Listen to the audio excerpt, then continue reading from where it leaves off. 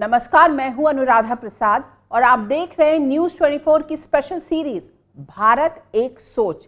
एक सोच कैसे किसी समाज को आबाद करती है, कैसे किसी को बर्बाद करती है। एक सोच कैसे किसी को जोड़ती है, किसी को तोड़ती है। इस खास सीरीज में जो सोच भारत को गढ़ने में धुरी की भूमिका में रही, ऐसी ही सोच और विचारों से आपका परिचय कराने की मैं कोशिश कर रही हूं। कल के एपिसोड में मैं आपको बता चुकी हूं कि हजारों साल से धर्म कैसे मानवता के विकास में ध्वजवाहक की भूमिका में रहा है। वैदिक काल से लेकर अंग्रेजों के आने तक धर्म की व्याख्या कैसे समय के साथ बदलती रही है। पाप पुण्य की अवधारणा के बीच कैसे लोगों को धर्म के धागे से बांधते हुए कर्म पथ के लिए प्रेरित किया गया। आज मैं आपको बताने की कोशिश करूंगी कि अंग्रेजों के दौर में धर्म को भारतीयों ने किस तरह देखा, ब्रिटिश हुकूमत के खिलाफ धर्म ने किस तरह भारतीयों को एकजुट किया। महात्मा गांधी के राम राज्य से 21वीं शताब्दी में राम नाम की वोट बैंक पॉलिटिक्स के बीच धर्म के मायने कितने बदले। आज ऐसे ही सवालों के साथ देश में समय समय पर धर्म को लेकर बदलती नज़र और नज़रिए की बात करेंगे।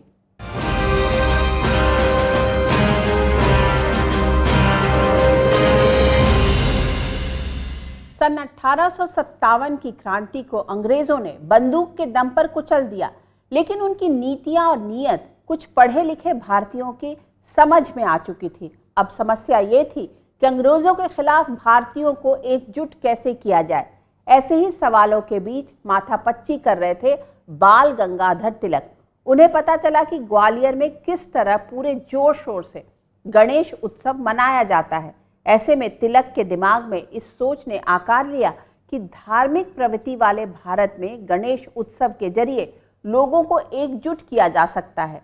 तिलक ने भारतीय जनमानस के बीच रचे बसे विघ्नहर्ता यानी गणपति के नाम पर लोगों को जोड़ना शुरू कर दिया। 1893 में सार्वजनिक रूप से गणेश उत्सव शुरू करने की तैयारी की गई। सबसे पहले पुणे में गायकवाड़, वाड़ा, तामणी, जोगेश्वरी, कस्बा गणपति और दगड़ू सेठ हलवाई के गणपति बैठाए गए। अगले साल 10 जगह गणपति महोत्सव हुआ। इससे पहले मराठा साम्राज्य में गणपति को राष्ट्रदेव का दर्जा हासिल था। पेशवाओं के दौर में जमकर गणेश उत्सव मनाया जाता था।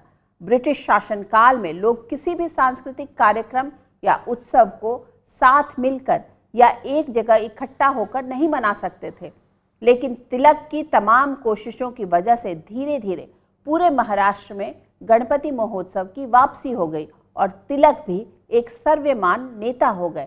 वो गणेश उत्सव के जरिए अंग्रेजों के खिलाफ आंदोलन की जमीन तैयार कर रहे थे।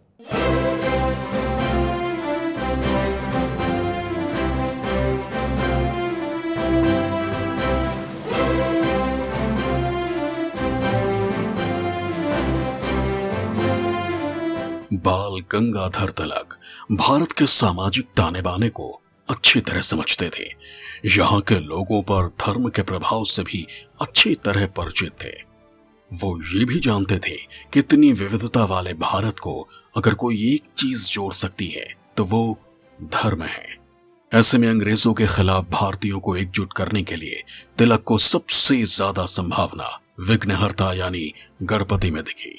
वो समझ चुके थे कि गणपति ही इकलौते ऐसे देवता हैं जो समाज के हर तबके में पूज्य हैं। अंग्रेजी हुकूमत चाहकर भी इसमें ज्यादा दखल नहीं दे पाएगी। साल 1893 में तिलक ने गणेशोत्सव को घर से निकालकर सड़कों पर ला दिया। 1893 में गणेशोत्सव की शुरुआत करते हैं लोकमान्य तिलक, और उसके माध्यम से गणेश, जब हम कहते हैं तो गणेश विघ्न विनाश के देवता हैं। वो विघ्नों का विनाश करते हैं और उसके माध्यम से पूरे समाज में जो कहीं ना कहीं भयाक्रांत हो रहा था और अंग्रेजों की सत्ता के कारण, उनमें वो भय खत्म कर दिया जाए, एक नया विश्वास, एक नई चेतना जागृत कर दी जाए, इसका प्रयास था। लोकमान्य तिलक जी ने इस स्वतंत्रता संग्राम को जन संग्राम में परिवर्तित कर दिया और इसे करने में उनके दो मंत्र थे, एक स्वदेशी, स्वाधीनता। तिलक ने गणेशोत्सव के जरिए राष्ट्रवाद की ऐसी सुनामी तैयार की जिससे लोग ब्रिटिश हुकूमत के खिलाफ एक छतरी के नीचे आने लगे। यहां तक कि मोहम्मद अली जिन्ना भी गणेशोत्सव में पहुंचते थे। धीरे धीरे पूरे महाराष्ट्र में सार्वजनिक रूप से गणेशोत्सव मनाया जाने लगा। आस्था के इस मंच से राष्ट्रवाद की डोर तेजी से मजबूत हो रही थी। इसमें निजी स्वार्थ नहीं, धर्म विशेष का वर्चस्व नहीं, किसी को तोड़ने का नहीं, सबको साथ जोड़ने का प्रयास था। ये लोकमान्य के धर्म को लेकर एक बहुत ही मुखर और खुली सोच थी, जिसका इस्तेमाल उन्होंने भारतीय राष्ट्रवाद की गाड़ी को आगे बढ़ाने के लिए किया। इसमें धर्म के आधार पर भेदभाव के लिए कोई जगह नहीं थी। गणेश उत्सव ये उसी माध्यम का एक रूप है जिसके माध्यम से भारत को एक सूत्र में पिरोने की बात कही गई थी, और उस एक सूत्र में पिरोकर लोगों को जागृत करके उस राष्ट्र के प्रति उसकी चेतना को जागृत करने का यह प्रयास था। विश्व में अनोखा उदाहरण हो गया कि एक उत्सव से जोड़ करके भारत के स्वतंत्रता आंदोलन में खड़ा कर दिया।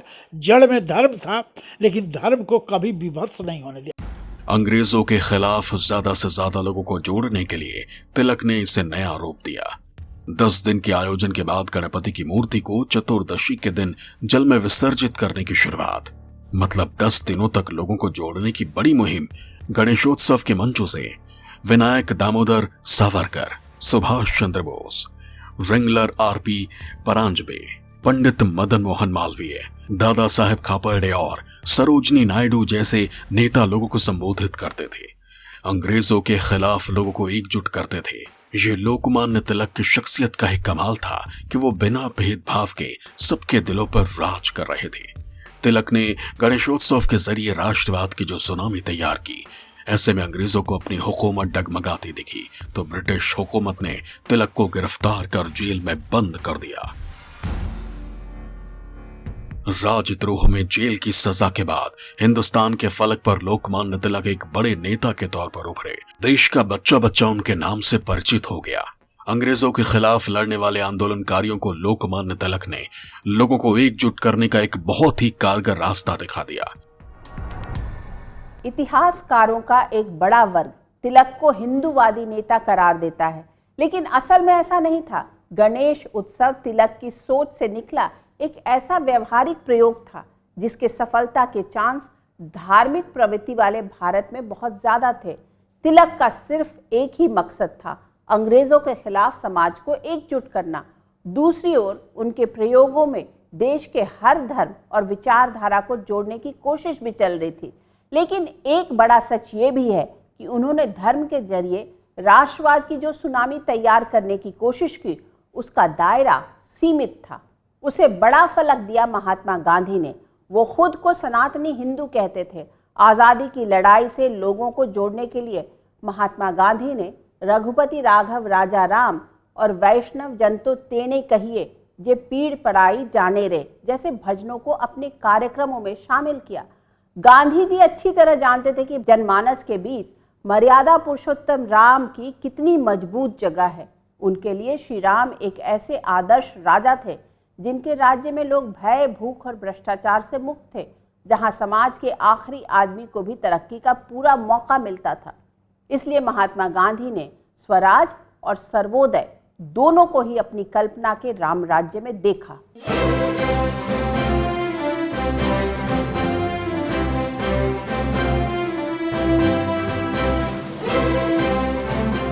महात्मा गांधी खुद को सनातनी हिंदू कहते थे।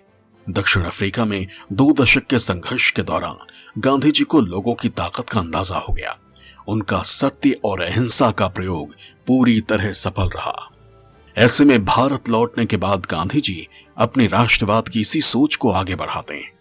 उनके राष्ट्रवाद में यूरोपीय देशों की तरह हिंसा के लिए रत्ती भर भी जगह नहीं है। उनके राष्ट्रवाद की सबसे बड़ी खूबसूरती ये है कि वो भारत की आजादी को संपूर्ण मानव जाति की मुक्ति के साथ जोड़ देते हैं। जब आजादी की लड़ाई लड़ी जा रही थी तो हजारों हजार क्रांतिवीर जब अपने प्राणों की आहुति दे रहे थे तो उनके सामने केवल ये लक्ष्य नहीं था कि हमें राजनीतिक सत्ता का हस्तांतरण कर लेना है। उनके सामने लक्ष्य ये था कि हमें स्व की प्राप्ति करनी है, रिजरेक्शन ऑफ स्व, स्व का पुनरुत्थान, स्व को पुनर्प्राप्त करना है। और वो स्व क्या था? वो हमारा धर्म, हमारी संस्कृति, हमारी भाषा, हमारी परंपरा, हमारी विश्वास, हमारी निष्ठा, इसको फिर से प्राप्त करने की बात थी। महात्मा गांधी अंग्रेजी हुकूमत के खिलाफ लड़ाई में हिंदू और मुसलमान सबको साथ जोड़कर आगे बढ़ना चाहते थे। ऐसे में उन्होंने खिलाफत आंदोलन का समर्थन किया। इसे लेकर देश के भीतर एक अलग तरह का माहौल पैदा हुआ। जब वो स्वराज को देखते थे तो वो उसमें उनका संकीर्ण एक नजरिया नहीं था। वो हर धर्म को सम्मान से देखते थे और ये यकीन करते थे कि हर मजहब या धर्म में वो चीजें हैं जिनसे पूरा एक दार्शनिक जुड़ाव होता है। तो वो हिंदू होते हुए भी हर धर्म के उपासक थे। महात्मा गांधी जिस सोच के साथ आगे बढ़ना चाहते थे उससे बिल्कुल अलहदा सोच भी आकार ले रही थी। उनका राष्ट्रवाद सनातन परंपरा, नैतिकता और उच्च आदर्शों से प्रभावित था, जो व्यक्ति को परिवार संभालने से लेकर समाज, देश और आदर्श विश्व व्यवस्था के निर्माण में भागीदारी निभाने की राह दिखाता है। 4 अप्रैल 1929 के यंग इंडिया में महात्मा गांधी लिखते हैं, मैं भारतवर्ष का उत्थान इसलिए चाहता हूं कि जिससे संपूर्ण विश्व का हित हो सके। मैं भारतवर्ष का उत्थान दूसरे राष्ट्र के विनाश पर नहीं चाहता। मैं उस राष्ट्र भक्ति की निंदा करता हूं जो हमें दूसरे राष्ट्रों के शोषण और मुसीबतों से फायदा उठाने के लिए उत्साहित करती है। महात्मा गांधी की धर्म और राष्ट्रवाद की व्याख्या बहुत व्यापक है, जो राष्ट्र और उसकी भूमिका को सरहद के दायरे से बहुत बड़ा देखता है। राष्ट्र के विकास के साथ साथ पूरी मानव जाति के कल्याण की राह दिखाता है। महात्मा गांधी जिस राम राज्य की बात करते थे, भारत में राम राज्य लाना चाहते थे। उनके लिए राम नैतिक मर्यादा के स्रोत थे। वो राम नाम को अमोघ मानते थे। महात्मा गांधी ने अंग्रेजों के खिलाफ भारत के लोगों को एकजुट करने के लिए राम राज्य की जोर शोर से बात की। धर्म को आधार मान करके सामान्य जनता में हम नैतिक मूल्यों को स्थापित करें, इसके लिए उन्होंने भागवत गीता का आधार लिया, रामचरितमानस का आधार लिया और उसको उन्होंने राम राज्य की संज्ञा दी। गांधी जी का राम राज्य किसी धर्म विशेष का नहीं था। वो धर्म के आधार पर किसी के साथ भेदभाव नहीं करता था। ऐसे में उन्होंने अपने सपनों के राम राज्य के बारे में 1929 में यंग इंडिया में लिखा, राम राज्य से मेरा मतलब हिंदू राज्य नहीं है, मेरा मतलब है ईश्वरीय राज, भगवान का राज्य। चाहे मेरी कल्पना के राम कभी इस धरती पर रहे हो या नहीं, राम राज्य का प्राचीन आदर्श निसंदेह एक ऐसे सच्चे लोकतंत्र का है जहां सबसे कमजोर नागरिक भी बिना किसी लंबी और महंगी प्रक्रिया के जल्द से जल्द न्याय मिलने के प्रति आश्वस्त हो। मेरे सपनों का राम राज्य राजा और रंग को बराबर का अधिकार देगा। गांधी जी सबको साथ लेकर चलना चाहते थे। वो समाज में समरसता लाने के लिए पूरी जिंदगी संघर्ष करते रहे। वो ऐसा राम राज्य चाहते थे जिसमें सबका विकास हो, शासन अहिंसा और प्रेम से चले, किसी का शोषण ना हो। आजादी के पहले ही भारत में धर्म को लेकर 2 सोच साथ साथ चल रही थी, हिंदू राष्ट्र और मुस्लिम राष्ट्र, जिसका नतीजा देश के बंटवारे के रूप में सामने आया।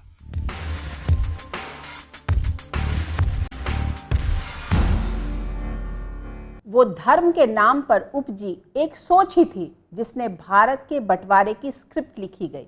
मुस्लिमों के लिए एक अलग मुल्क के तौर पर पाकिस्तान का जन्म हुआ। भारत के भीतर भी ऐसी सोच वालों की कमी नहीं थी जिन्हें ये लगता था कि जब मुसलमानों के लिए अलग मुल्क पाकिस्तान बन चुका है तो उन्हें वहीं चले जाना चाहिए। पर आज़ाद भारत में ऐसे नेताओं की भी कमी नहीं थी जो धर्म के आधार पर किसी के साथ भेदभाव के पक्षधर नहीं थे। ऐसे में संविधान में भी सबको एक समान देखने की एक ईमानदार कोशिश हुई। संभवतः इन थियोरी एंड प्रैक्टिस ये पश्चिमी देशों के सेक्युलरिज्म और सेक्युलर स्टेट से आगे की सोच थी। आज़ाद भारत धीरे धीरे सबको साथ लेकर आगे बढ़ने की कोशिश कर रहा था। उस दौर में एक संत करपात्री महाराज का भी जिक्र करना जरूरी है, जिन्होंने राम राज्य परिषद नाम से एक पार्टी बनाई थी। दूसरी ओर पंडित दीनदयाल उपाध्याय जैसे लोग भी थे, जिन्होंने अपने एकात्म मानवतावाद की सोच में धर्म को एक अलग नजरिए से देखने की कोशिश की। उनके मुताबिक मोक्ष ही जीवन का अंतिम लक्ष्य है, लेकिन इसे अर्थ और काम की सीढ़ी के जरिए ही हासिल किया जा सकता है। इस सोच का एक पहलू ये भी है कि धर्म महत्वपूर्ण है, पर अर्थ के अभाव में धर्म टिक नहीं सकता। ये धर्म का एक ऐसा व्यवहारिक पक्ष है जो एक आम आदमी को धर्म के नाम पर दिखावे की जगह आर्थिक आत्मनिर्भरता और जिम्मेदारियों को निभाते हुए मोक्ष का रास्ता दिखाता है।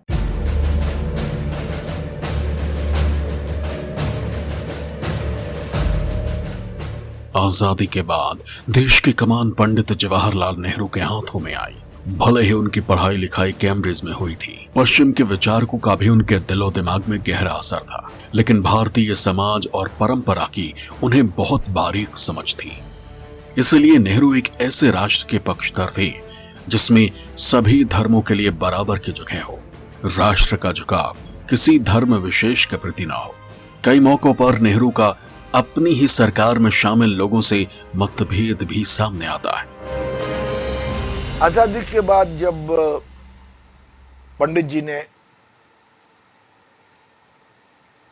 डॉक्टर राजेंद्र प्रसाद राष्ट्रपति जी को कहा कि सोमनाथ मंदिर के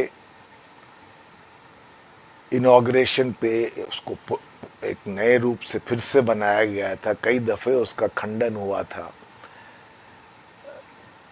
उस पे वो बेहतर है न जाए, इसलिए क्योंकि पंथ निरपेक्ष या धर्म निरपेक्ष भारत में किसी एक धर्म के साथ जुड़ना ठीक नहीं होगा। पहला आम चुनाव हुआ तो हिंदू महासभा, अखिल भारतीय राम राज्य परिषद, भारतीय जनसंघ जैसी पार्टियां भी शामिल हुई, जिनका झुकाव और मुद्दे किसी से छिपे नहीं थे।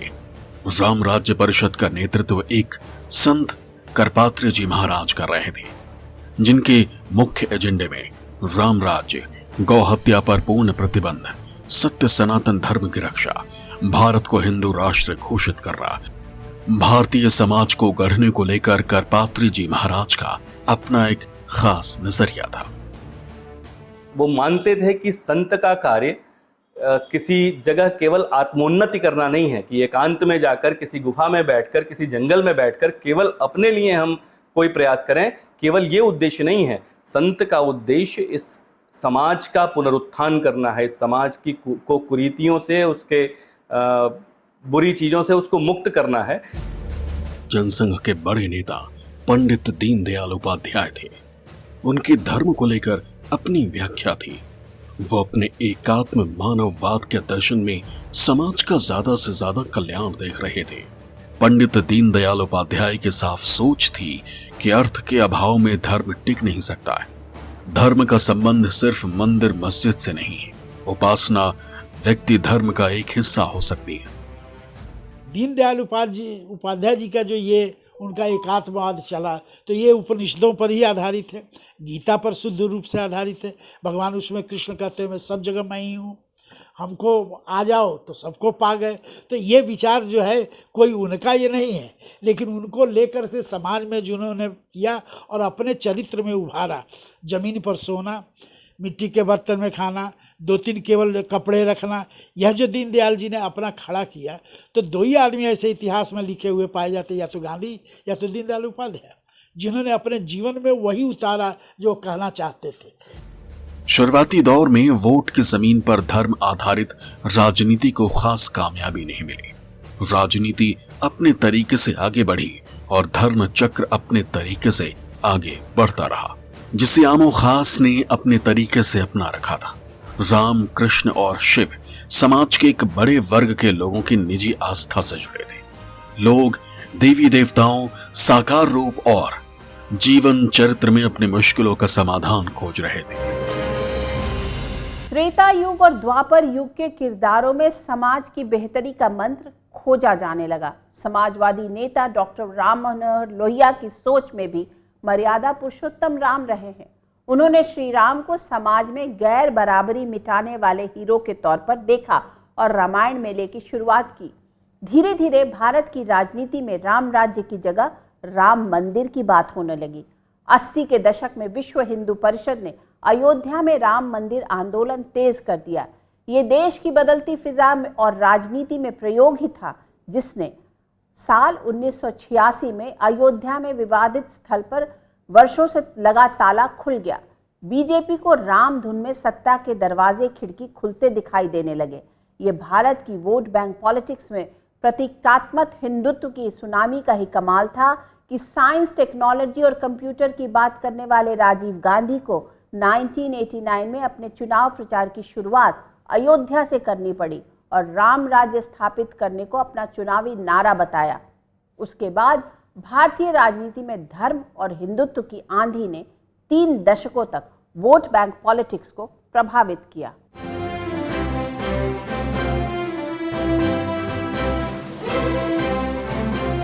हिंदुत्व और राष्ट्रवाद को करीब लाने की एक बड़ी कोशिश 1983 में शुरू हुई। इस दौर में विश्व हिंदू परिषद ने एकात्मता यज्ञ का आयोजन किया। ट्रकों को रथों की शक्ल दी गई। इनमें हिंदू देवी की तरह भारत माता की तस्वीर लगाई गई। राष्ट्रवाद को धर्म से जोड़ने की कोशिश हुई। उस दौर में बीजेपी अपनी राजनीतिक जमीन मजबूत करने के लिए नए नए प्रयोग कर रही थी।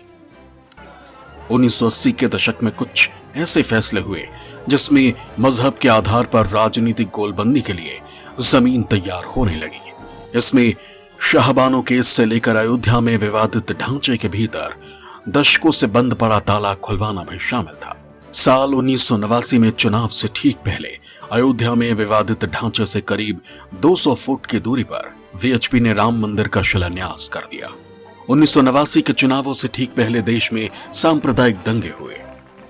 बीजेपी अब 2 से 89 सीटों पर पहुंच गई थी।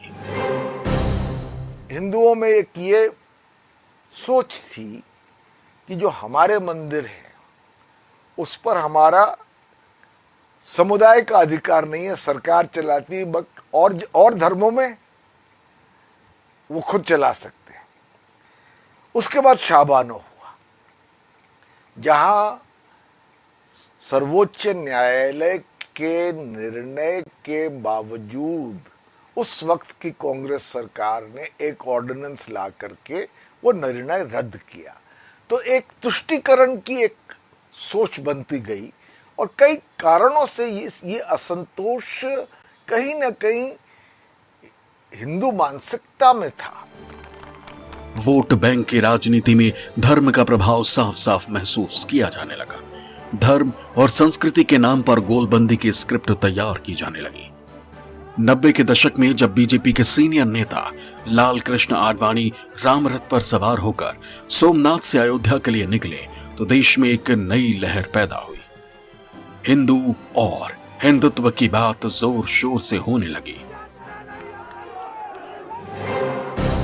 जो अंधभक्ति है हिंदुस्तान के नागरिक की, उसके कारण एक चमत्कारी समर्थन इस रथ यात्रा को मिला और यह जो चमत्कार है वो राम के नाम का है। बीजेपी शिवसेना को राम, हिंदू और हिंदुत्व में चमत्कार साफ साफ दिखा। देश के कुछ राज्यों में बीजेपी सत्ता में आ गई। बीजेपी की अगुवाई वाली एनडीए की सरकार में अटल बिहारी वाजपेयी 3 बार प्रधानमंत्री बने, लेकिन वो गठबंधन की सरकार थी। 3 दशकों तक देश की राजनीति सेकुलर और कम्युनल खांचों में बटी रही। 2014 में नरेंद्र मोदी ने हिंदुत्व के साथ विकास को मिला दिया और बीजेपी प्रचंड बहुमत से सत्ता में आ गई। सबका साथ, सबका विकास, सबका विश्वास के एजेंडे को आगे बढ़ाते हुए पीएम मोदी केदारनाथ की गुफा में साधना में भी लीन दिखते हैं, तो कभी कन्याकुमारी में विवेकानंद रॉक मेमोरियल में ध्यान लगाते हैं। प्रधानमंत्री मोदी अयोध्या में श्री राम मंदिर प्राण प्रतिष्ठा कार्यक्रम में मुख्य यजमान बन जाते हैं। भले ही 2024 के आम चुनाव में बीजेपी को पूर्ण बहुमत नहीं मिला, लेकिन बीजेपी के बड़े नेता धर्म को लेकर जिस रास्ते आगे बढ़े उसका साइड इफेक्ट ये रहा कि कल तक सॉफ्ट हिंदुत्व की बात करने वाले नेता भी अब अपनी धार्मिक आस्था का खुलकर इजहार करने में देर नहीं लगाते हैं। सोशलिस्ट, कम्युनिस्ट, हिंदुत्ववादी सभी ने धर्म को अपनी अपनी सहूलियत के हिसाब से देखा है, लेकिन भारत के एक सामान्य आदमी के लिए धर्म एक ऐसा चुंबक है जिसमें केरल का आदमी भगवान शिव के दर्शन के लिए उत्तराखंड के केदार धाम पहुंच जाता है। बक्सर के एक छोटे से गांव का आदमी जिंदगी में पहली बार ट्रेन पर चढ़कर दक्षिण में रामेश्वरम पहुंच जाता है। जम्मू से चलकर कोई पुरी में भगवान जगन्नाथ की रथ यात्रा में शामिल होने के लिए निकल पड़ता है, तो गुवाहाटी से किसी को श्री कृष्ण का सम्मोहन द्वारका तक खींच लाता है। ये भारत के भीतर धर्म की गर्भ से निकला तीर्थ संस्कार है जो विशालकाय भारत को सदियों से आपस में जोड़ता रहा है। लोगों का हिमालय के ऊंचे पहाड़ों से लेकर दक्षिणी छोर पर समंदर किनारों तक से रिश्ता जोड़ने में सीमेंट की भूमिका में रहा है। समय के साथ धर्म के मायने बदलते गए हैं।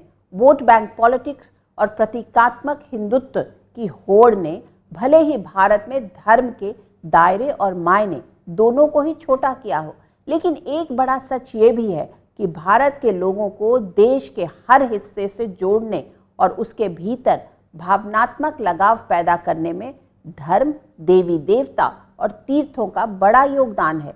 ये धर्म का मजबूत धागा ही है, उसके भीतर से पाप, पुण्य और दूसरों की मदद वाली सोच ही है जो ज़्यादातर लोगों को सही और गलत के बीच का फर्क करने में मजबूर करती है, लोगों को बुराई से अच्छाई की ओर कदम बढ़ाने का रास्ता दिखाती है। आज के इस एपिसोड में बस इतना ही।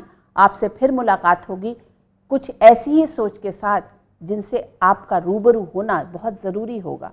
तब तक के लिए मुझे दीजिए इजाज़त। निष्पक्ष खबर, सटीक विश्लेषण और अपने हक से जुड़े मुद्दों के लिए आप देखते रहिए न्यूज़ 24। नमस्कार।